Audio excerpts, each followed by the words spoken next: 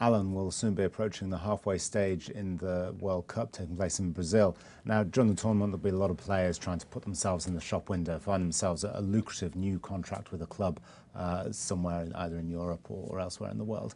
But what about the buyers here? What about the clubs themselves? Can they afford to keep spending this amount of money on new talent? Very good question, and one that's been asked now many times. The world, the sort of governing body of world football, and particularly focusing now on European clubs, FIFA has come up with something called financial fair play in the last few years to try to sort of arrest this unbridled growth in players' wages and costs. And this financial fair play sets limits on how much these clubs can lose in any given couple of years. In the last 3 seasons, that limit was 45 million euros, roughly 36 million pounds. But in the next 2 seasons, this comes down to just 30 million euros, to come down by a bit. So it's going to get harder. Where does the money come from?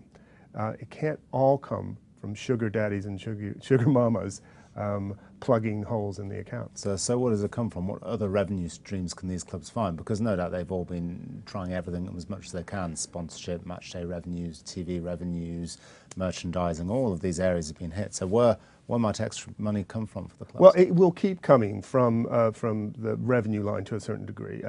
Commercial revenues are key, sponsorship and broadcast revenues. Probably broadcast revenues will definitely continue to increase, particularly international rights. NBC, I think, paid $250 million for 3 years of all the rights to Premiership games in the United States. That will probably be seen as a very, very good deal at the end of that contract. That will probably go up. So we'll probably see broadcast rights outside of the UK and Europe go up substantially. So there's some growth there.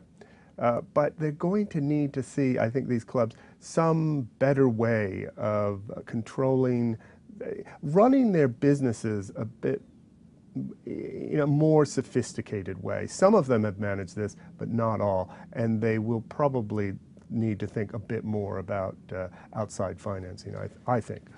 Well, surely a lot of it then comes down to the question of whether they can keep control of costs, of whether they can stop a situation whereby every extra bit of revenue that comes into the club goes out in the form of player wages. All those players performing well at the World Cup will be arguing that perhaps should not be the case. Alan, thanks very much.